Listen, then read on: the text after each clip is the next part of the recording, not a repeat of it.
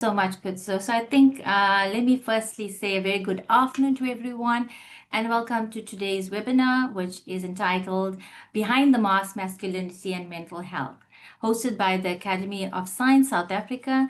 I am Natasha Duki and I'm happy to be your moderator for today. We are here today to explore an issue that is deeply personal, yet often hidden, how masculinity norm shapes men's mental health and their willingness to seek help. Across the world, and here in South Africa, men are less likely to seek mental health support, even though they face disproportionately higher rates of suicide. In fact, South African men are said to be nearly 5 times more likely to die from suicide as compared to women. This reluctance to seek help is not because men don't struggle, but because entrenched ideas of masculinity, strength, independence, and emotional restraint often discourage vulnerability. These norms not only silence men, but they also affect families, communities, and society at large. Today's dialogue matters because we want healthier societies. We must create safe, inclusive, and gender-sensitive spaces where men can talk about their mental health without fear of stigma. It's about breaking the silence, challenging harmful stereotypes, and reimagining what it means to be strong. Today, I am fortunate enough to have a distinguished panel of speakers who bring diverse expertise and perspectives. I have the pleasure of introducing the first speaker, Professor Tolene Sodi, a clinical psychologist and professor of psychology at the University of Limpopo, and Saatchi Chair in Mental Health and Society, whose work explores culture, youth mental health, and suicide prevention. I then have the pleasure of introducing Professor Crick Lynn, Professor of Global Mental Health and co-director of the Center for Global Mental Health, Institute of Psychiatry, Psychology, and Neuroscience at King's College London, with decades of experience in mental health policy, servicing planning, and the social determinants of mental health in low and middle income countries. And last but not least, I have Ms. Vina Kodisang, the CEO of the Soul City Institute for Justice, a dynamic leader and advocate for gender equality, social justice, having experience in organizational development and advocacy, program management, grant management. Together, these three esteemed speakers will help us unpack how masculinity norms intersect with mental health, what barriers men face, and what solutions we can collectively work towards. I now have the pleasure of inviting the first speaker to you, Prof. Crick Lynn, who is currently now at the University of Cape Town, and I will hand over to Prof. Lind, whose topic is men's mental health, epidemiology, and socioeconomic barriers to care in South Africa. Over to you, Prof. Thanks very much indeed, Natasha, and thank you to the Academy of Science for arranging this forum. It's really a great pleasure to be with you all, and thank you for the invitation to speak. I just wanted to check if you can see my slides. Yes, Prof. Okay, great, thank you. So the title of my talk is Men's Mental Health, Epidemiology and Socioeconomic Barriers to Care in South Africa. And this issue of men's mental health, as has already been mentioned, is an extremely important and often overlooked area. Men have really important mental health needs, and it's vital that as a society we find the best resources available to provide for men's mental health needs and to improve the overall mental health and well-being of all South Africans.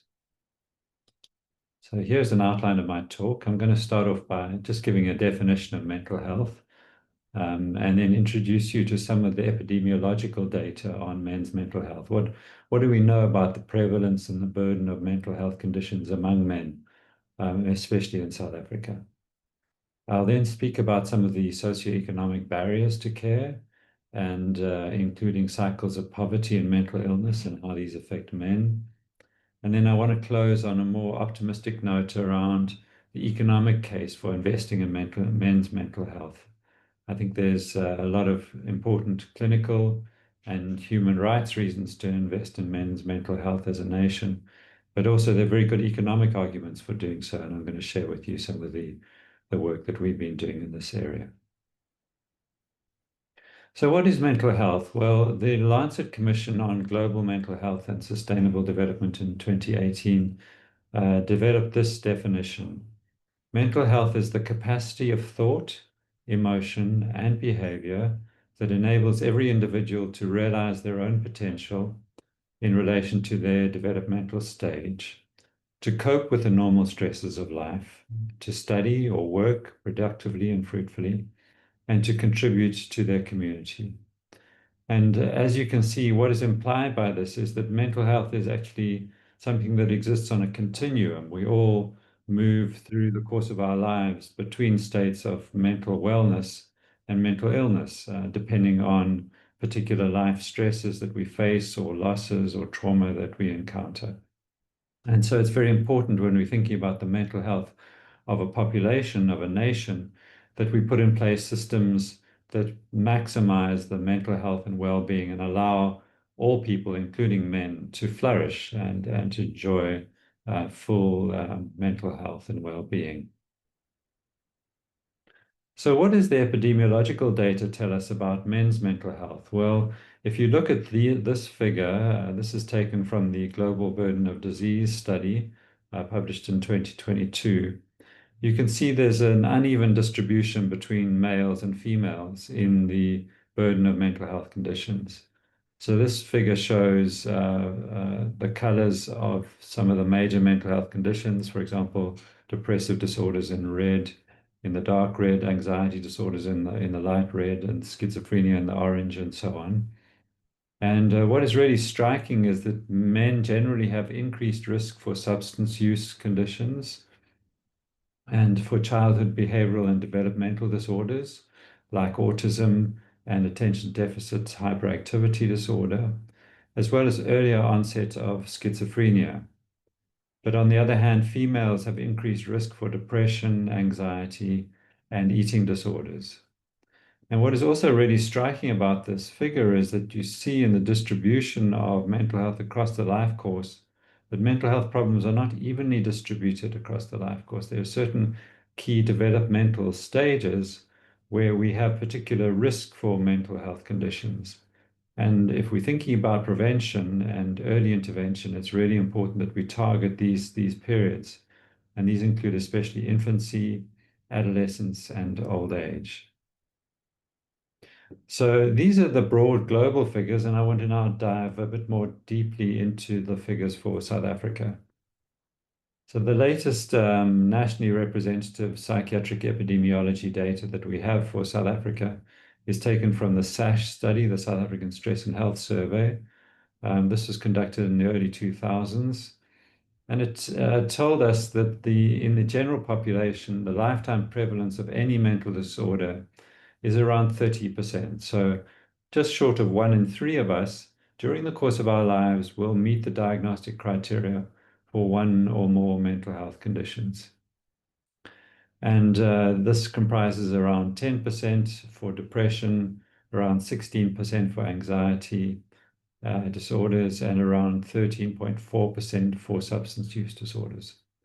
But what's really striking is when we compare males and females, that men have around a 73% increased risk of substance use disorder compared to women, and women have a 78% increased risk of depression and around a 79% increased risk of anxiety compared to men.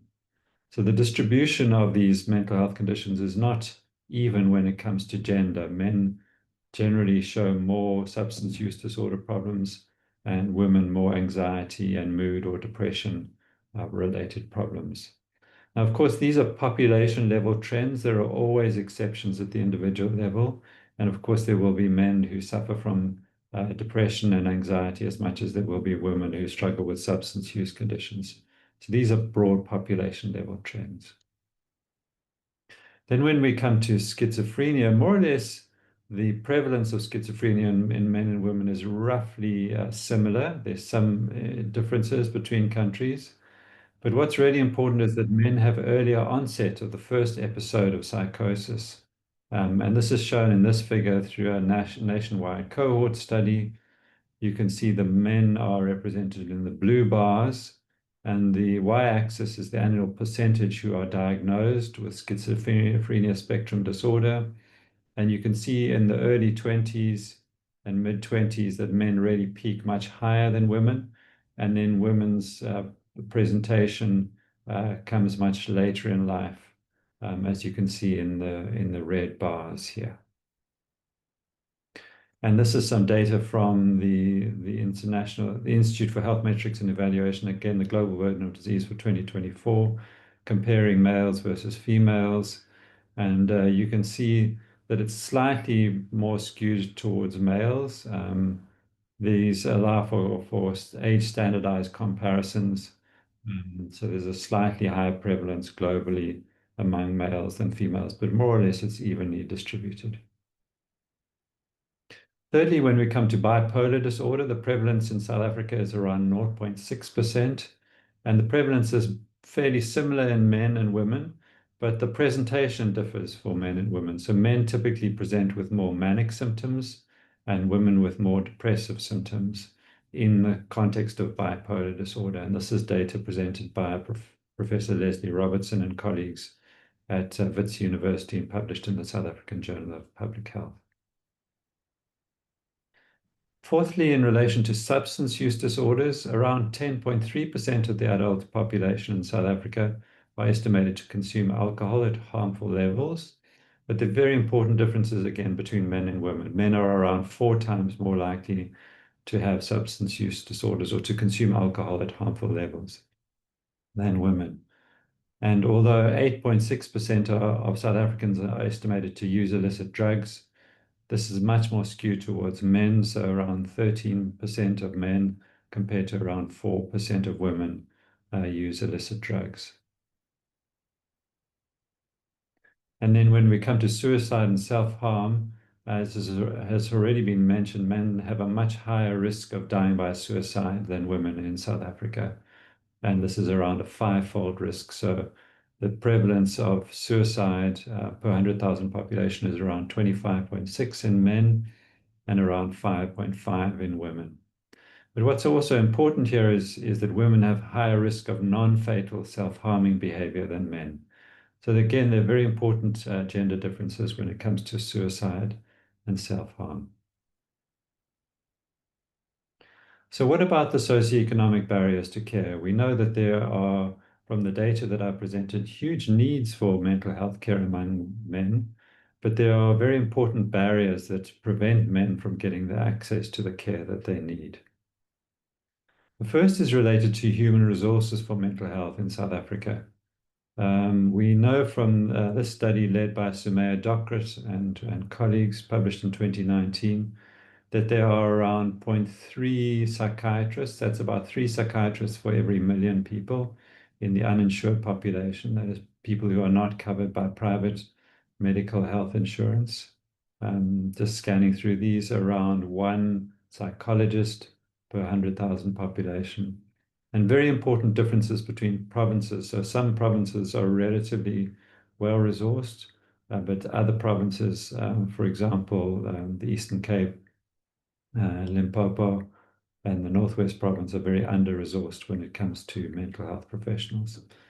So what this means for men who need mental health care is often there are big financial barriers to accessing that care because private mental health professionals are simply unaffordable to the vast majority of South African men.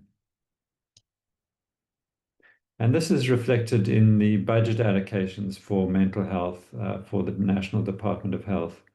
Again, this is data taken from a study led by Sumaya Docret and found that around 5% of the total health budget is allocated to mental health. This is despite the huge need, the huge burden of mental health conditions. Only 5% of the health budget goes to mental health care.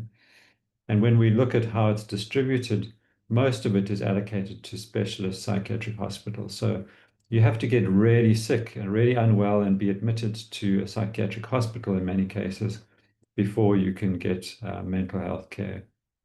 And so the real need is for the development of primary healthcare-based services and community mental health services near to the places where men live and work, if they are to gain access to the care that they need.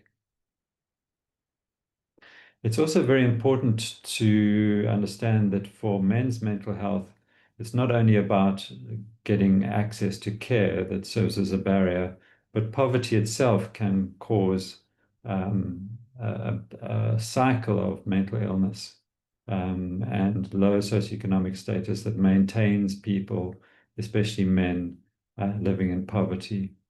And there's been really interesting research published recently in the journal Science by Ridley and colleagues, um, which shows the mechanisms by which poverty causes mental ill health, and in turn, the mechanisms by which living with a mental illness causes poverty. So, on the one hand, if one is living in circumstances of poverty, worries and uncertainty related to financial insecurity and financial worries, environmental factors, worse physical health, early life conditions, trauma, violence, and crime, and also social status, shame, and isolation of living in a lower socioeconomic position. These all increase risk for mental health conditions. And conversely, living with a mental illness impedes one's cognitive functioning, one's capacity to concentrate, and one's beliefs about oneself and the future, which tend to be more negative. Mental illness affects one's time preferences. For example, one is more likely to discount future rewards for more immediate rewards, and that has a big impact on one's economic behavior. And then labor supply and productivity are impeded. For example, if a man is living with a condition like schizophrenia or bipolar disorder, the disability associated with that condition will make it more difficult to participate in the labor market. And of course, the stigma of living with that condition will further exclude men from income generating opportunities. Plus the fact that there is often increased healthcare expenditure and intergenerational effects associated with living with a mental illness, which further maintains a drift into poverty. So when we're thinking about the socioeconomic barriers to mental health care for men, it's really important to bear in mind this bi-directional relationship, this cycle of poverty and mental illness.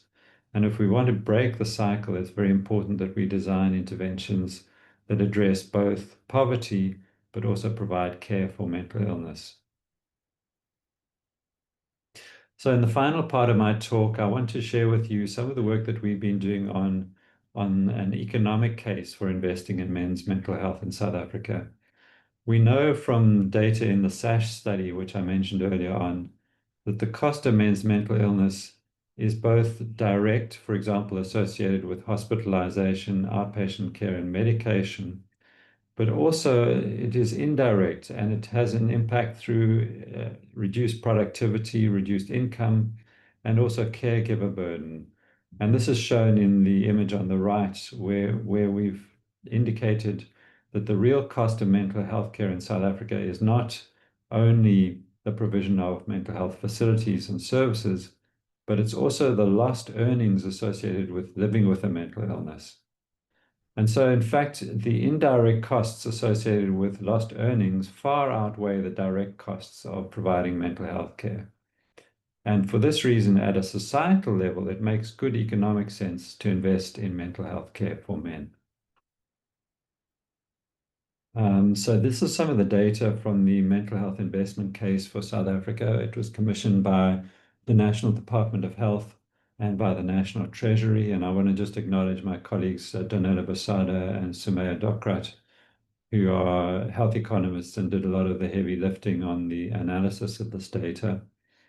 And essentially what we found is that if we were to scale up a package of evidence-based mental health care services over a 15-year period, we would see a positive return on investment for a number of mental health conditions.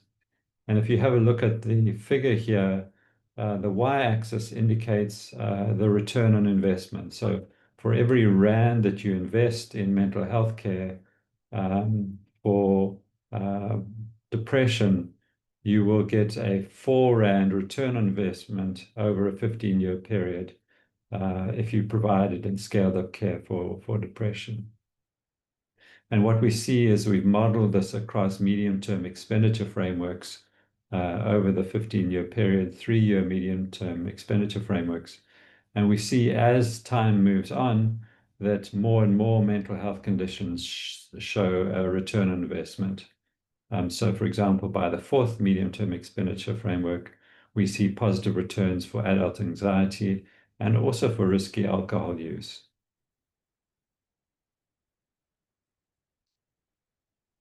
And what's really important to keep in mind with all of this is that the price of inaction is much more than the price of actually investing in mental health care. And this is how we've modeled the lost productivity, which you can see in the dark blue bars at the bottom for each medium-term expenditure framework compared to the cost of actually providing mental health care. So it's really costing South African society a lot more due to lost productivity associated with mental illness than it is to provide mental health care.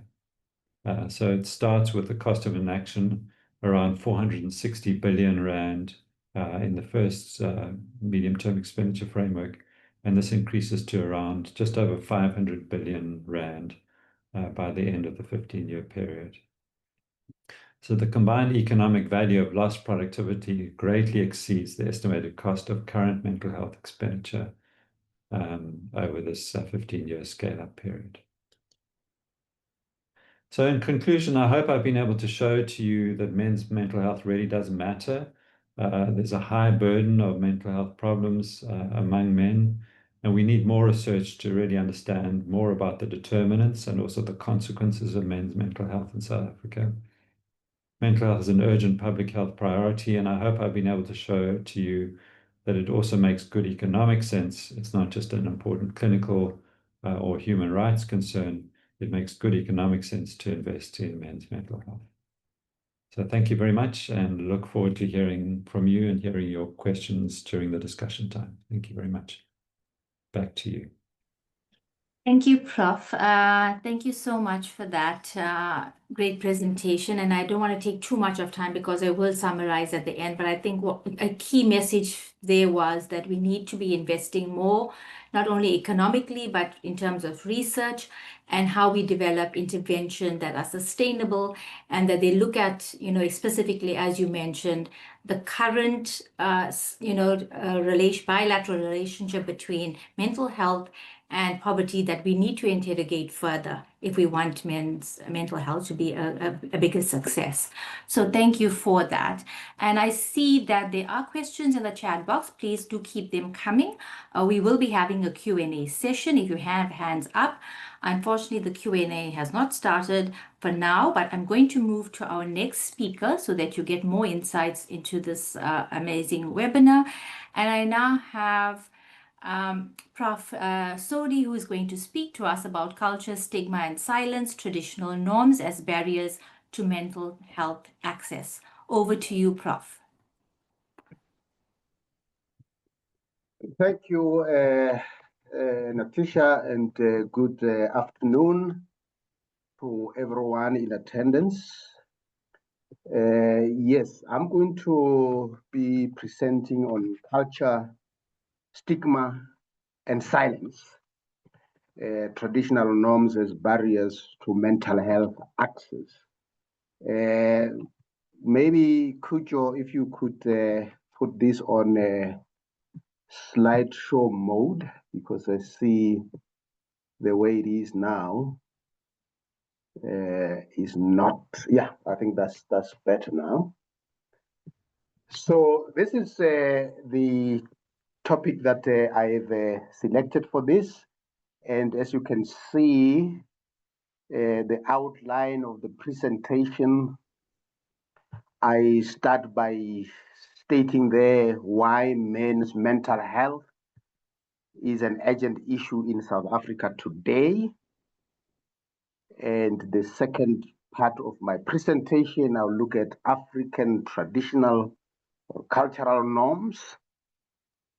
And then I would move on to tackle colonial brutality and the twin evils. of intergenerational trauma and mental oppression. And the second last topic I'll address is silences, stigma, and men's mental health.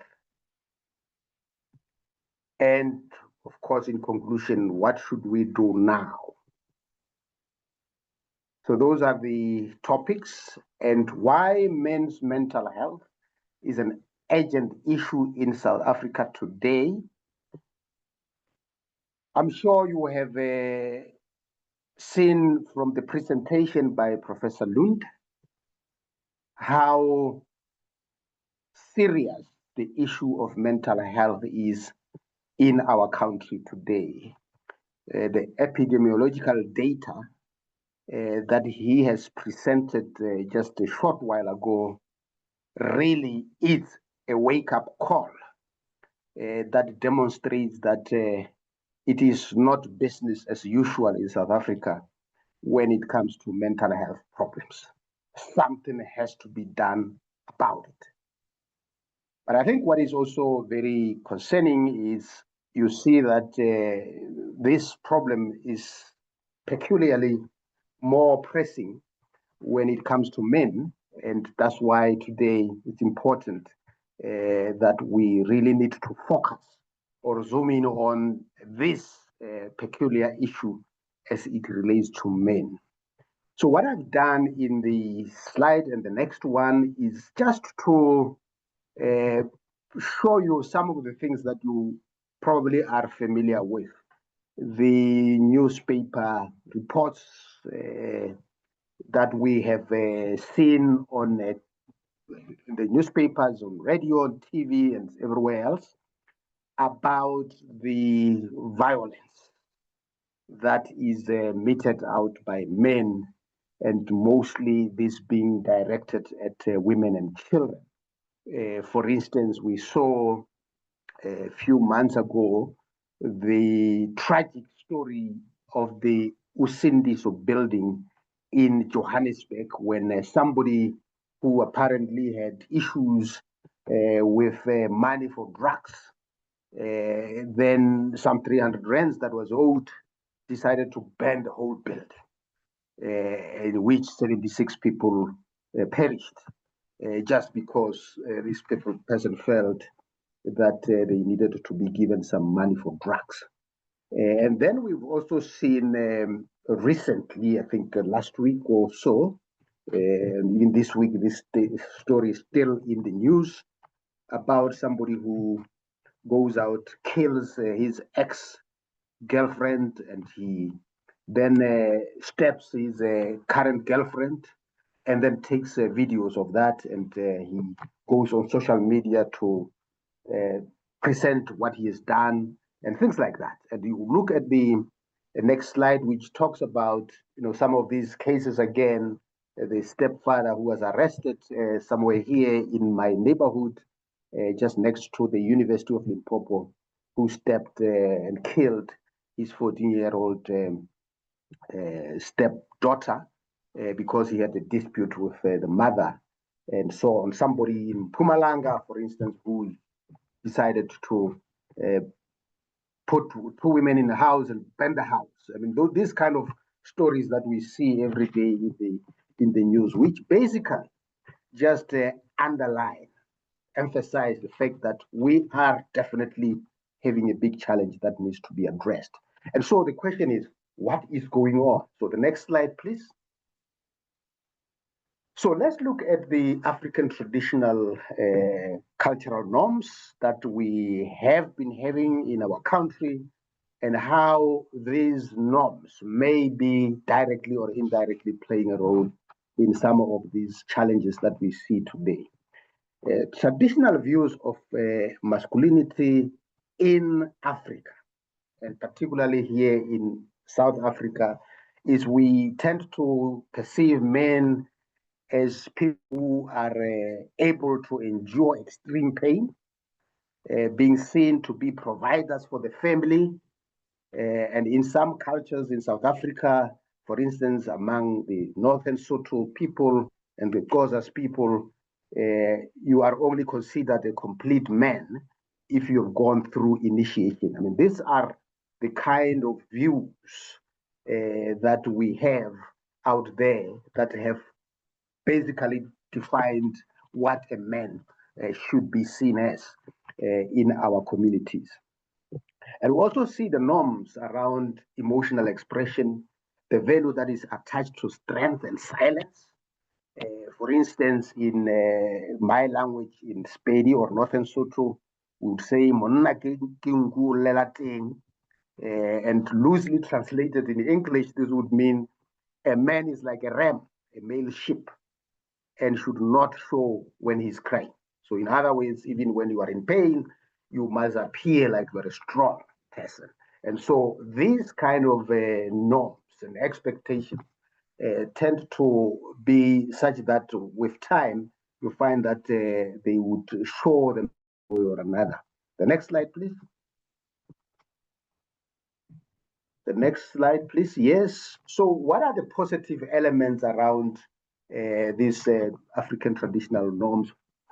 Of course, we see there are some positive elements. For instance, a sense of community, which was emphasized in terms of these norms, the notion of votu, what it means to be human. You are only human because of others. And so these are some of the positive elements that were associated with the African traditional norms. Resilience, the element of resilience and identity formation through rites of passage, such as Goma among the Sotho-speaking people. But then there are also limiting aspects associated with this particular practice. Men expected to be tough, not to show any sign of vulnerability or weakness, and all these things. With time, obviously, will catch up with those that try to hide these kind of experiences. Next slide, please. The next slide, yes. But now, on the one hand, whilst we have the African traditional norms, the positive and negative elements associated with them, we also see in South Africa and, of course, in the rest of the continent, the African continent, that we have one other issue that has really played a role in making men to be who they are, and of course, by extension, also women to be the way they are. The colonial brutality, in the sense that if we look at the South African reality, the apartheid project, and colonial violence against indigenous African people in South Africa, through land dispossession, migrant labor systems, emasculation of African men through economic and political disempowerment. And so these have been very serious issues that have had serious impact on how people will present themselves, suppression of African identity and traditions, because what the colonial project did was, as it came and swept through the country, you find people's identities were basically suppressed and undermined. And as a result, there was some kind of dislocation that ended up having to take place in that process. The next slide, please.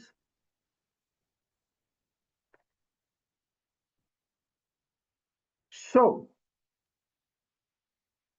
we also see that the colonial system undermined indigenous mental health coping systems. For instance, we would have in the past, pre-colonial times, and even during colonial times, and of course even now, family and communal systems of dealing with grief and loss.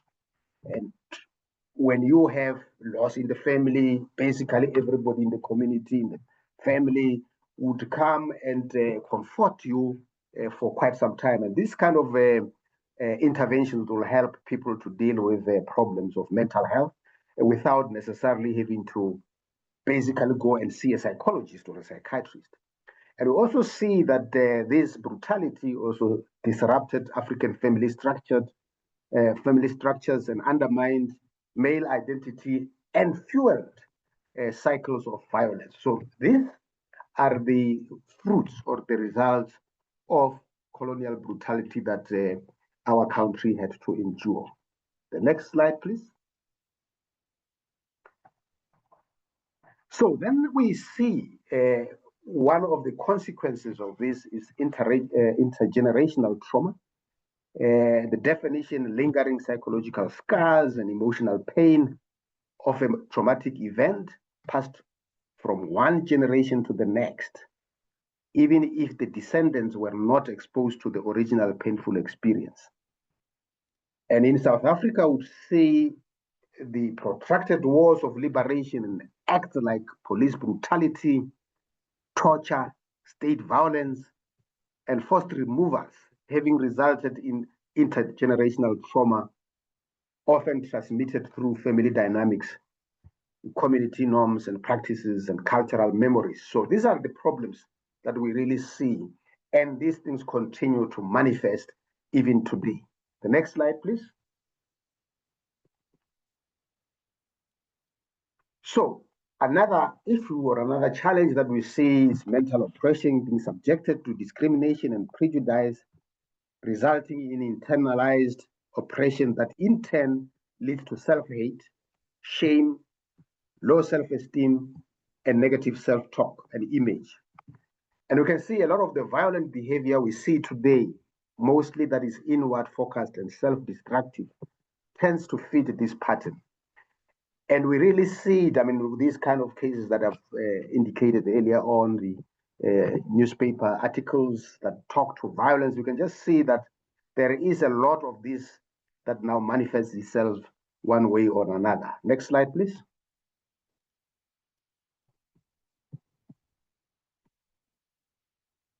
And then the issues around silence, stigma, and men's mental health, cultural silence around men expressing vulnerability. So there is this thing that, you know, it is not cool for men to be vulnerable or to show vulnerability. And so every time men have to try and appear like they're strong, even if they are in pain, but that has to be, you know, covered or be such that people should not see it. And this obviously creates a problem. Cultural beliefs often framing mental illness as a result of witchcraft, and at times blame even placed on the individuals or their families for spiritual wrongdoings or being seen as witches. Because sometimes we say we don't want to talk about these things because some people in the community may sort of perceive this as an indication that maybe in our family or extended family there is a witchcraft and so on. So people try to hide these kind of things. The negative perceptions of mental illness often leading to exclusion and discrimination. So these are the kind of silences that we have to take note of. Misinformation and stereotypes around individuals with mental illness, sometimes perceived as dangerous. And of course, when we look at the Western indigenous narratives of mental illness, because the Western narratives would then tend to dominate, so people may have some conditions of mental ill health, but they may not want to expose those because then there may be some kind of stigma associated with that.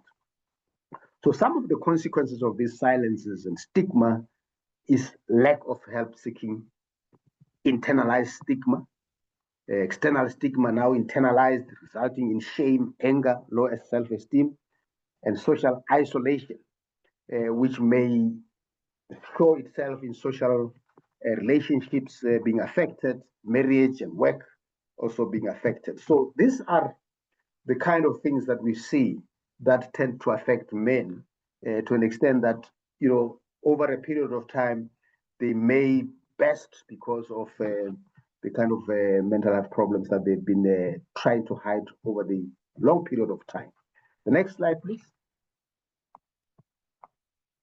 So what should we do now, given these kind of problems? I mean, there are so many solutions out there that can be considered. I've just proposed a few here. We need to appreciate the role of traditional norms, the brutal colonial history, and intergenerational trauma in perpetuating the silences stigma, and men's vulnerabilities, at times resulting in violent outbursts and GBV. So what we need to do is to actually come up with programs that should be put in place to address these kind of issues that ultimately lead to men showing very serious mental health problems. There is also a need for redefinition of the concept of masculinity. In other words, to encourage men to redefine masculinity as strength, but also as vulnerability. In other words, it is not just a question of strength, but we also need to acknowledge that there are weaknesses embedded or inherent in being male as well. Also, very importantly, I think we need to foster collaboration between traditional healing and modern mental health care systems. Because more often you find, because of these silences around these two healthcare systems, people would move from one system to another when they have a problem, and Western trained mental health practitioners would not know what's happening the other side, and the other side, the traditional health practitioners would not know what's going on. So these silences ultimately are not helpful. They're just complicating the story. So there is a need for us to foster collaboration. I know government has come up with this pronouncement, but you can see at a practical level that not much is going on around this particular area.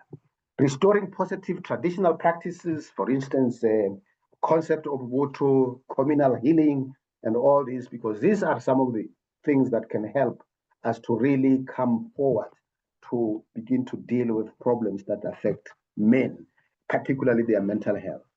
Reducing stigma through education and conversation, and of course, creating safe spaces for men to talk and heal. So I think this is basically what I wanted to share with you, and maybe just the last slide there to bring to our attention the World Suicide Prevention Day on the 10th of September. Indeed, in South Africa, the whole of September being seen as the Suicide Prevention Month.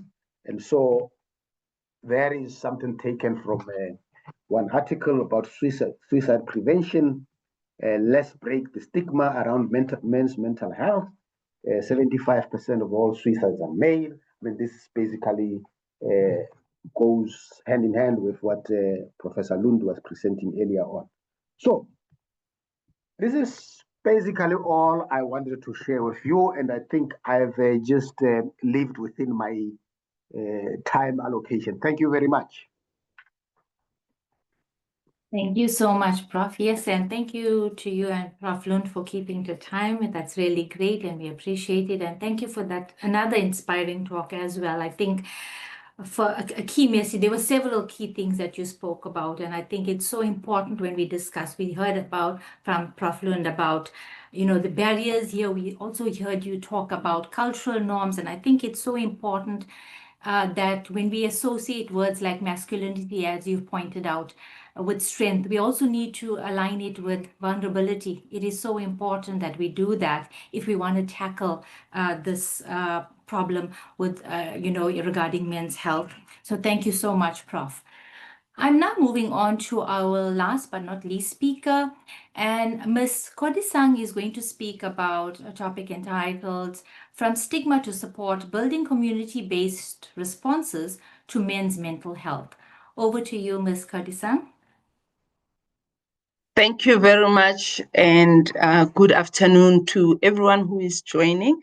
I think the Prof did a good job of, defining some of the things that I'm going to speak to. So we are building on whatever has already been presented.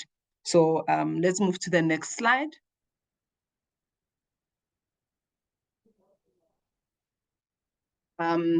So as part of the overview, we're just going to frame the issue, unpack stigma in a bit more detail, look at community-based solutions, and end up with a call to action for all of us. Next slide. Thank you. So I thought we need to start here, right? And Professor Tolene already spoke to this. Why are men suffering in silence?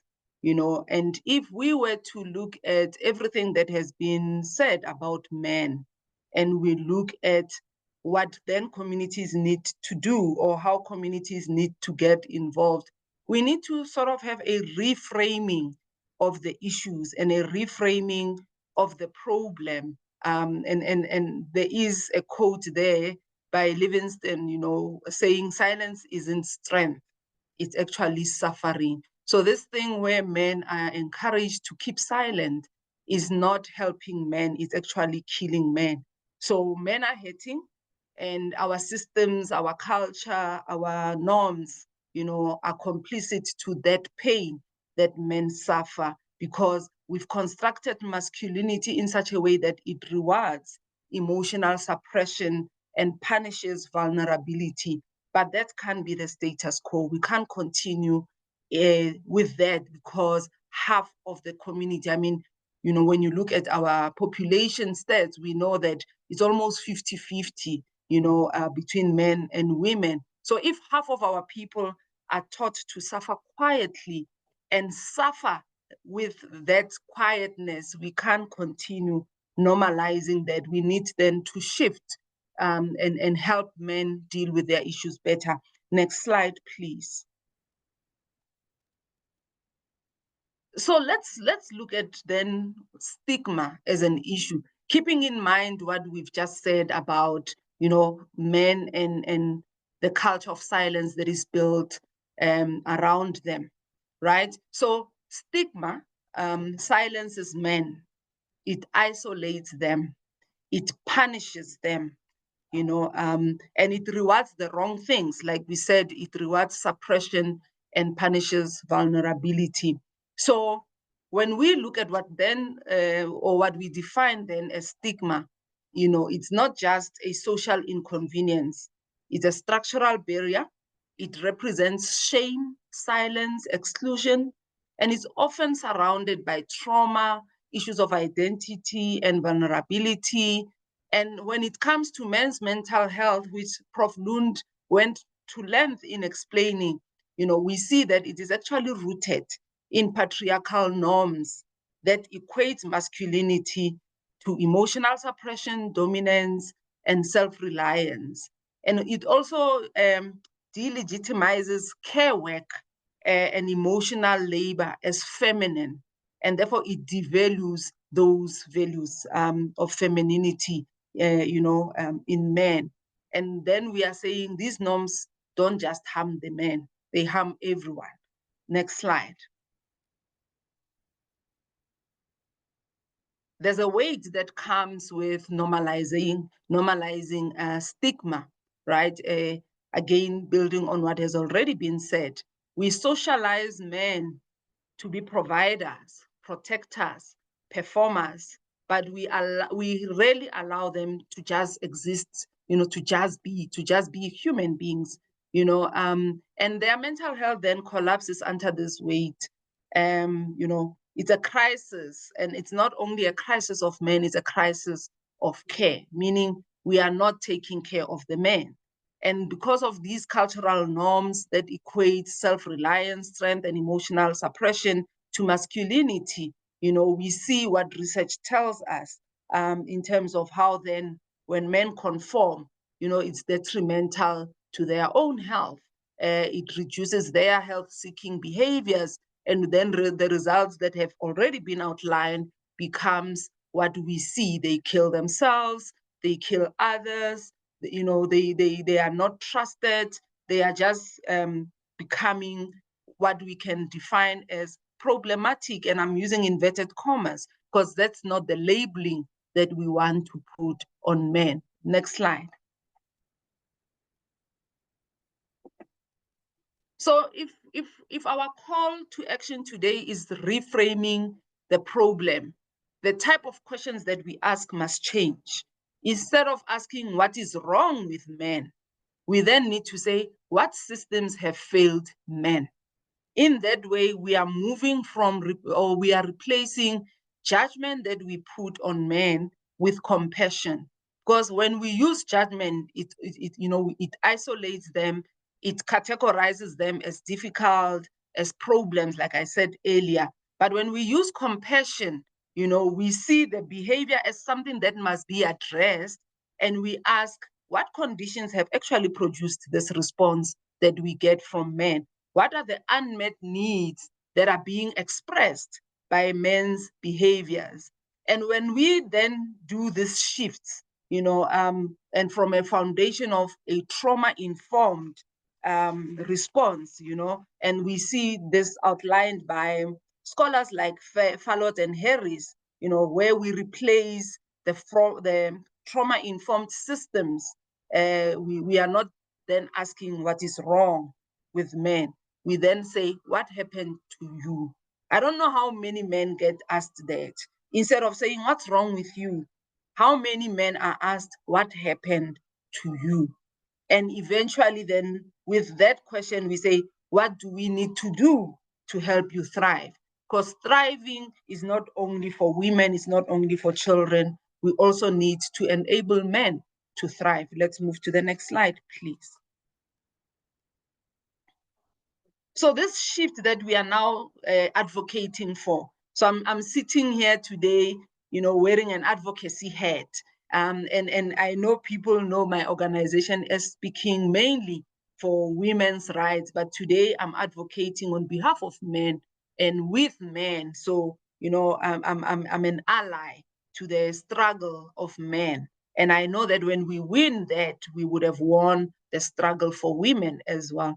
So what is the shift that is required, and what the shift itself requires is that we move from, punishing emotional, men's emotions and actually rewarding it by normalizing emotional literacy. So we need to reframe vulnerability not as weakness, but as strength, right?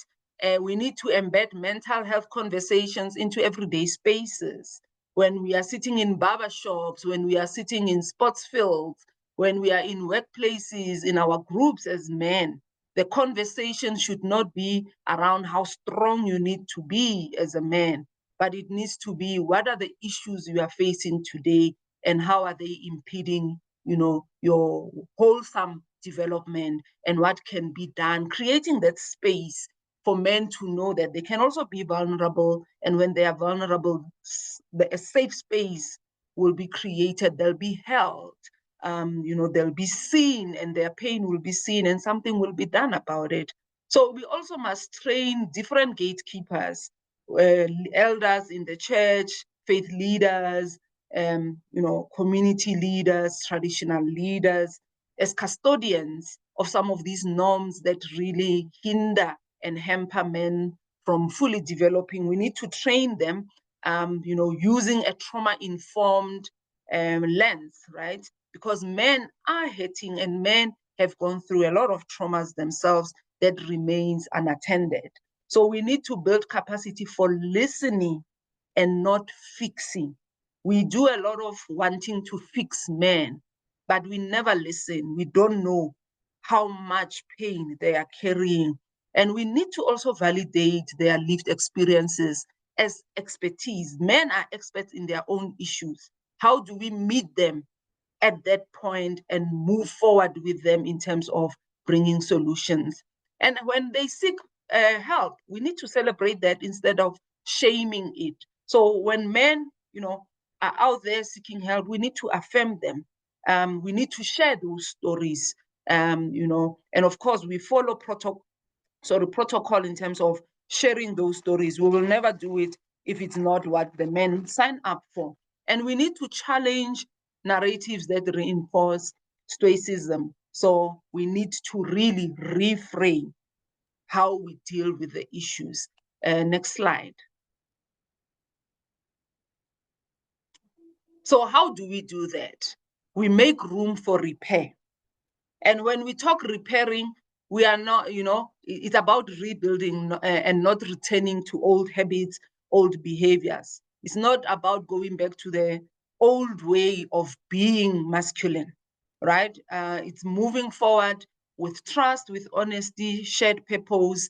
And for men specifically, then it means spaces where they can speak freely, where they can talk about their pain, their harm, without fear of being judged or being shut down, where we create space for healing, and we want men to heal together, peer groups, community rituals that affirm men and tell them it's okay to be emotional, to be an emotional being, and where we lead men, or men are given opportunity to lead with honesty. Even leaders must open up about their challenges. So this is not about, again, like I said, fixing men. It's about creating conditions where they can be whole. And when men are whole, you'll see that even women will start thriving. They'll enjoy life. Next slide, please. So what is our call to action?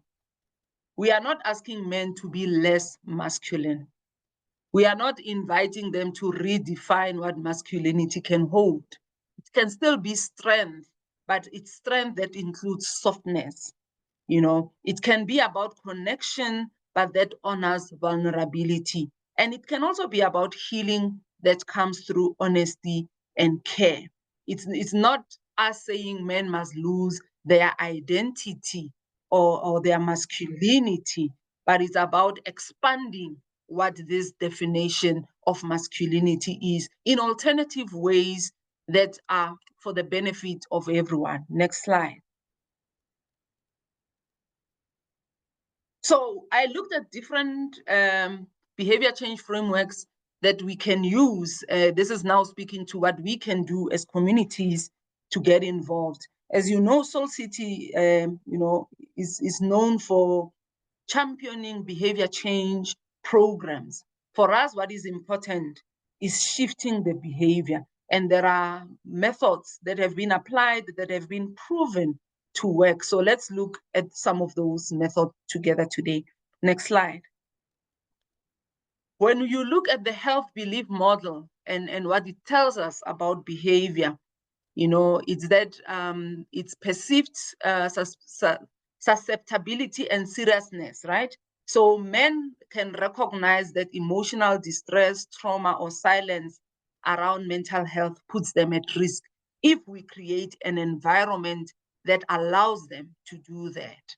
And they can then recognize the benefits of seeking help if, again, we are creating an environment that says it's okay to do so. So seeking help, joining peer groups, speaking out should be seen as protective, as healing, and empowering, not as being weak, being CC, as it's normally referred to. And then perceived barriers, social stigma, fear of judgment, and cultural norms must be acknowledged, right? And referred as challenges that can be overcome, because we deny men the recognition that these cultural norms, some of which we celebrate, some of them come with really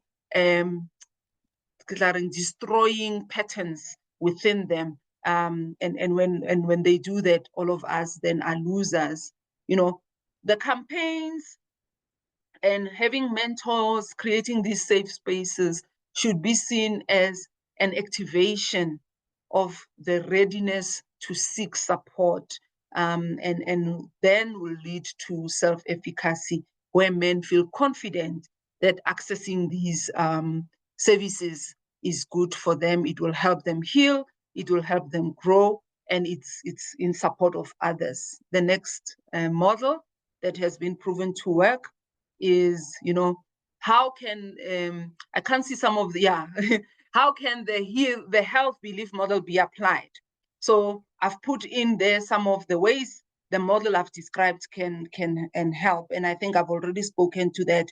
When we create an environment that says it's okay, that you shed a tear as a man makes you stronger, you will see that behavior starts shifting, because when men feel that they are held, a space is created where they are held, where they are seen and validated, instead of being problematized, they will do. It's like an incentive, and they'll continue wanting to gain, instead of losing, right? So personal agency also is fostered when an environment is created.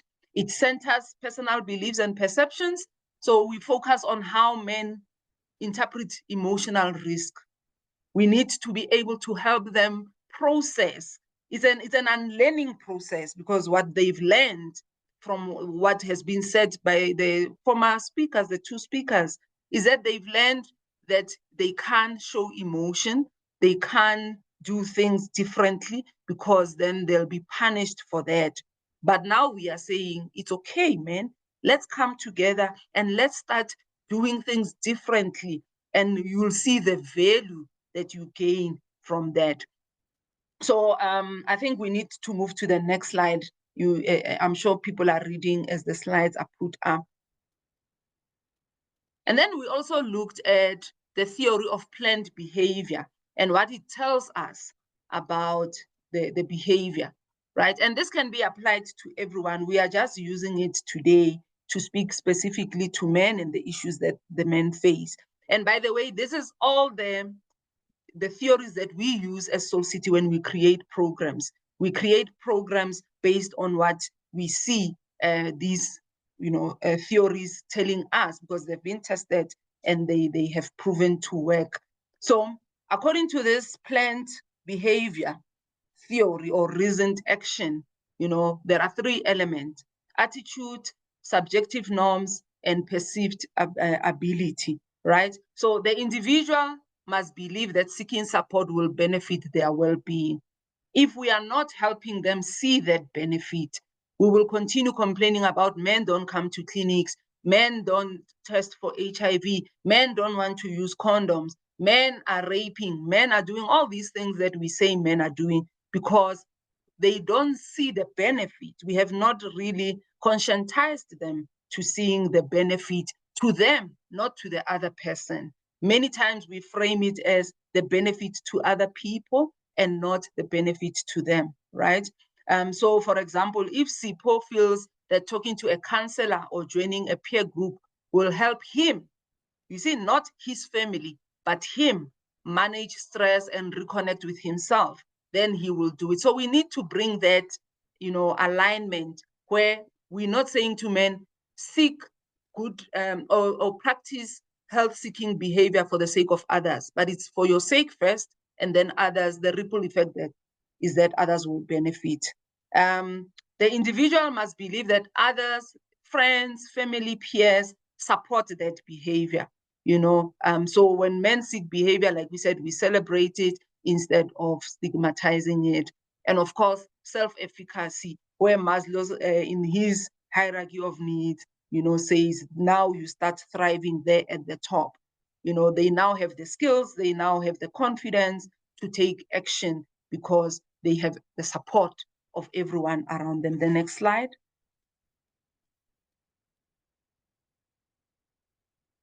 And then there's another one that, the stages of change tells us about behavior, that it is a process, not a moment. Many of us don't create room for the process. We want an event. And behavior change, especially as entrenched as, the ones we've been describing, patriarchal norms, it's something that can happen overnight. So we need to allow for the different stages for men to process these changes and hold their hands as they go through some of these stages, understanding that, if they are to move from silence to support, there are a lot of things that will happen for them to get to the milestone of moving or not being silent anymore, right? And each stage requires a tailored approach. It's not a blanket approach. So when they are moving from denial to action, they need different kinds of support. They need awareness, they need skills building and affirmation, and ongoing reinforcement. Like we said, it's not an incident, it's not a moment thing, but it's a process, and it can take years, right? So movement is not linear, like behavior change is not linear. You don't hear today that you need to use a condom and from tomorrow you are an expert in condom use. It will take many times of repeating the same message for you to actually now do that. And of course, supporting them and providing an environment, that is engaging, but also protective as well. No pressure put on them. Next slide. So this is just a demonstration, that there are personal factors that are taken into consideration, there are environmental factors, and there are behavioral factors. So if a man decides that they want to change, the environment must be accommodating. It will not help for a man to reach a decision that says, I want to be different. But when they go and engage with other men, they are called stupid, they are called foolish, because now you've become a woman, and there are those exclusionary circles that starts putting men who want to do things correctly outside of the circle that we need to move as well, because we want, when men make a decision, to be supported. So the environmental factors, community, family, bros in the circle must come to the party as well. And when that happens, that triangle then becomes completed and supported by skills, practice, and self-efficiency. The next slide. So the last, I think, theory that we looked at is social learning theory. It says to us, behavior is shaped by observation and environment. The same way men learn, by observing, and especially as boys, they start learning and observing while young, and they grow up with these behaviors, right? And other men learning from their peers, from wherever that they are learning. If we can teach toxicity, we can surely also teach vulnerability. It can be modeled, it can become a safer way of living for men. And they need to know that consequences matter. When you see others receive support, when you are respected for doing the right things and you are healing, it motivates them to want to adopt similar behaviors. In the same way, when they see negative things being rewarded, you have people wanting to move from that to the negative because they feel that it's rewarded, right? So social and structural factors influence behavior, access to services. So this is just unpacking that graph that I showed you on the other slide. So stigma is something that is learned, and support can also be learned. Silence and shame are reinforced socially, but so can healing be reinforced. So our programs must intentionally model openness, care, and accountability. And these are words that we also need to unpack so that they are just not words, but we know exactly what we are talking about. Next slide. So, Singh, a minute to wrap up. Yes, I think this is my last slide. What drives behavior change is, all these things that we've put there. We need to allow men to be. I think I'm going to stop there and say we need to embrace the journey that men are on by being allies and by creating an environment for them to thrive. If there are other slides after this, I think everything has been said. Thank you very much. Thank you so much. I think, we could have, if this was a lecture series, I think we would want you to continue because, again, and this third presentation was also so insightful. And I love the way you started as well. I picked on one thing from each that was a highlight. There were so many things I could highlight from each of your talks. But in yours, I liked where you said, how can we build a society or a community that is caring if there are people who are silent and suffering? And I think that speaks volumes as well. And I think that, what you've shown about the shifts that need to take place are important. I see there's some questions. I've been keeping track of the webinar chat, and we also have a chat box. So I want to quickly go to these because I think there are a lot of comments which I will also read out.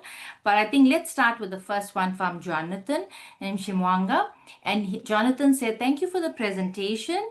Statistics consistently indicate that women experience higher rates of depression compared to men. However, men are more likely to die by suicide than women. This raises the questions. One, is it possible for an individual to be suicidal without being clinically depressed? Two, furthermore, is the use of depression screening tools appropriate and culturally valid for African men? And three, are we not missing something that most of the Western tools are unable to answer? And I think it was during your time, Prof. Lynn, that he put these questions, so I'll let you answer them. Great. Thank you very much, Natisha, and thank you for the excellent questions. Just before I respond, I just wanted to say how much I agree with and endorse everything that Pina, Korisang, and Prof. Toleni Sodi have said. It really made a lot of sense to me, so thank you very much. So in response to your first question, Jonathan, yes, it is possible for an individual to be suicidal without being clinically depressed. We know there's a strong correlation between depression and suicidal behavior and self-harm, but they're not exactly the same thing. And because of different cultural expressions of mental suffering, as we've heard from the other speakers today, it is very possible for men to engage in suicidal behavior without being clinically depressed. And so it may be really important if we want to build into suicide prevention measures. It's not only important that we screen for mental health conditions like depression, because that definitely increases your risk, but we also need to find other ways of understanding more about why men feel suicidal and what are the things that can be done to prevent that. So that relates to your second question, which is about depression screening tools. There's a lot of research going on at the moment about adapting screening tools for a variety of cultures around the world, including in South Africa. We've been doing quite a lot of work adapting screening tools for adolescent depression and anxiety for boys and girls as part of a study called the ALIVE study. And that really involves a very careful process of, first of all, understanding what are the local cultural idioms of distress that people use to describe their experience. People may not use traditional Western terms. I think in many African languages, there isn't an equivalent word for depression. It may be other things, like in Zimbabwe, the term bufungisisa is used quite often. So there's been a lot of work on adapting these tools to make sure that they are culturally valid, and go through a rigorous process of, first of all, identifying the idioms of distress, translating the tools, back translating them, running focus groups to discuss what these tools could mean in the local setting, and then doing something called cognitive testing, where you administer the tool, and then after you've administered it, you go back and you ask the person who's been responding, what did they understand by the questions, and why did they respond in the way that they did? So you're really going into the nitty-gritty of how these tools actually function and whether they're valid and accurate. So that's a big area of research that we need to be doing more of. And then I think I think that hopefully addresses your question about Western tools. I agree, a lot of tools are being developed in the West, and they need to be revised and substantially changed to make them culturally valid. And that's a lot of the work that we need to do and are doing. Thanks very much. Thanks, Prof, for that. There are a few comments, and the one comment from, I think it's from Sebo Mpanza. Before I read out the next question, it speaks to, in the push to help women achieve independence, which is very important. Men's needs have sometimes been overlooked. A lot of programs and initiatives have been created to support women, but very few exist that directly target men, especially in areas like mental health and navigating changing social roles. This has left many men feeling neglected or unsure of their place in society. To move forward, we need to have a more balanced approach that supports both men and women, ensuring that men also have access to programs helping them with mental health, identity, and social belonging. And so I want to pick up a question in the Q&A box that says, from Bianca, that says, there are likely systemic differences in people who present themselves to mental health services and those who do not. I would assume that individuals with externalizing conditions, more men, are far less likely to recognize their condition or problem and seek treatment than those with internalizing conditions, meaning more women. How do you propose to overcome barriers to uptake of treatment among men? Did I respond to this one, Atisha, or Professor? Yeah, sure. Yeah, sure. Both of you can respond to that. Okay, I can have an initial go and then Professor can take over. Yeah, so I just really agree with this comment. I think it's really important that we create spaces for men to be able to talk about the challenges they face. And that doesn't necessarily mean going to see a mental health professional. It could be in sports clubs, it could be in barbershops, it could be any forum, any place where men gather and can find ways of getting support from each other. I was really struck by Prof. Sadi's comments about how colonialism and apartheid have undermined these traditional forums for healing and for recovery from loss or from trauma. And I think it's really important that part of this journey involves reclaiming some of those culturally really important and valuable ways of navigating distress and difficulty. And so creating forums where men can talk to each other, if necessary, talk to other women about their problems are really, really important. And then to the Bianca's question, I think it's really important that we have more public education programs about how mental health problems, broadly defined mental distress, manifests differently in different people, including between men and women. And so creating the opportunity for men to talk about the difficulties they face is a really important part of that process. Over to you, Professor Ali. Thanks, Prof. Lund, and thanks, Bianca, for the question. Nice to see that you are also in attendance here. Well, actually, what you have just said, Crick, with regard to creating spaces and public education, that's precisely what I wanted to say. And I would fully agree that the spaces that we create do not necessarily have to be a therapy space in a psychologist consulting rooms or a psychiatrist consulting rooms, because those spaces, by their nature, have all their own issues and challenges as well. So, what definitely needs to happen is having to really go to an extent of understanding or getting to understand the experiences of these men. And seeing then, based on those experiences, how best they can be addressed. So, still, the most important thing is these are the people with those lived experiences, and therefore we need to really go to them and understand how best they can be helped. Because I think one of the biggest problems with the interventions that we always give, particularly from the Western perspective, is we tend to take it for granted that this is what people want and this is how we're going to present the intervention. And so when they don't come, we get surprised and we start labeling them that they don't cooperate and so on, but without us having to understand first why they are doing what they are doing and maybe why they may not be coming. So I think we just need to really go to that point of understanding and appreciating the lived experiences so that ultimately whatever interventions that we come up with are tailor-made to suit their kind of conditions. So I really agree with you. And then, of course, the other thing being public education on mental health issues. These are the kind of things that we hope as mental health practitioners we will be able to do. I mean, that's one of the things that we do in our Sachi chair on mental health and society. We invest a lot of time and energy on trying to really go out there on public mental health education with the hope that these things will make a difference with time. So thank you very much for that question, really.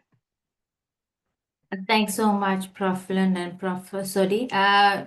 Ms. Kodi Singh, any words from you? Because I think that is the only question that came through after the first question. The rest, I'm going to read very briefly the comments because I think they're important and valid and speaks to all of your presentations. So maybe a quick word from you. Yeah, I think maybe also just to say we need to understand why the investment on women was made. We should also not silence that, because there is need to still continue empowering women and trying to bring them on par. But that doesn't mean neglecting the men. So this is where now the journey must be that of working together and leaving no one behind. Great. I'm just going to read briefly for you for all three panelists. There was another comment from Nasima saying, women are more empowered, but men are often marginalized by this. Jonathan again said, we need a paradigm shift so that men can express their emotions. However, the existing systems lack appropriate tools, which we have spoken to as well. And then Wendy says, another excellent talk. Thank you. I would argue that we need to start with children's mental health. We need to urgently increase the mental health services for children, boys and girls. Early intervention would reduce the burden of men and women's mental illness. We have another comment from Masibulele. Thank you so much for the wonderful presentations as they shed light into where to begin on this problem. I would also like to really hear how to tackle the concern of gender on interventions for men, the notion that men need to be engaged by men so that they can be understood to foster change. I believe this is true, but as a female professional who cares about the well-being of patients, clients, I would also like not to be seen as a woman, but as someone who is here to help. So how can we get men to see professionals in these lenses so that they do not see gender? Because gender roles and power struggles come with those ideations are hindering on progress. So I'll give you a chance to go ahead and answer. Any of the panelists would like to answer her question? Well, I can comment on the Sure, Prof. issue around children's mental health. Something that is also very close to my heart. And I think this is something that surely cannot be overemphasized. We can see that as the broader society, quite honestly, we have and we continue to fail our children.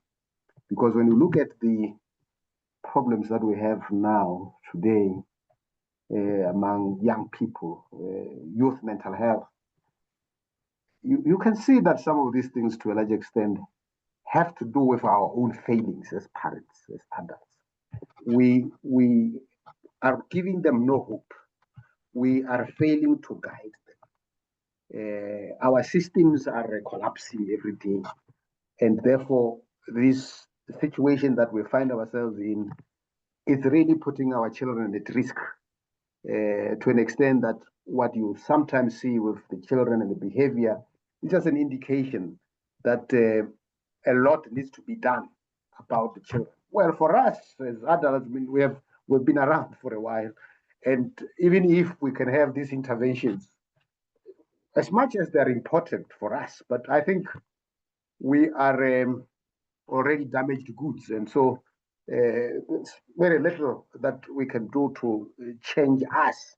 But if we could invest even more on addressing the problems of young people, I think that's where our larger investment should go into. And of course, touching on what Crick has said at the beginning around building a case for investment in mental health. And if you would ask me on that case of investment for mental health, I would say a larger chunk of that investment should really go into taking care of youth mental health, because I think that's the future of the country. Thank you so much for that, Prof. If I can just add Go on ahead, that. Prof. Crick. So I fully agree with what Tolani is saying. And just to give a concrete example, we've been doing quite a lot of work with sport for development programs, working with young people. And in the context of sport and physical activity, there are fantastic opportunities for developing life skills, developing emotional resilience, creating a safe space where young people can talk about the challenges they're facing, developing role models of youth coaches who can actually develop and demonstrate caring, compassionate masculinity, I think is really, really important. And there's a great opportunity. We have such enthusiasm. We're such a sport mad country. We have a lot of opportunities for young people to get engaged in sports programs, and through those sports programs to develop healthy ways of healing, healthy ways of dealing with stress and communicating effectively and so on. So we've been working here in the Western Cape with an organization called Ways for Change, which recruits people from a variety of schools in quintiles 1, 2, and 3. And young people come to learn how to surf, but also learn other physical activities. And in that context, learn how to develop emotional resilience. So these are the kinds of models that I think we should be building and strengthening in our communities. Thanks very much. Thanks so much. And just before I close, because I know we want to keep to time, Kodisang, I know you were, looking at the question that came from Masibulele. If you can briefly touch on the gender roles and power struggles that come with ideations about hindering on progress. We are firstly human beings before we are men, we are women.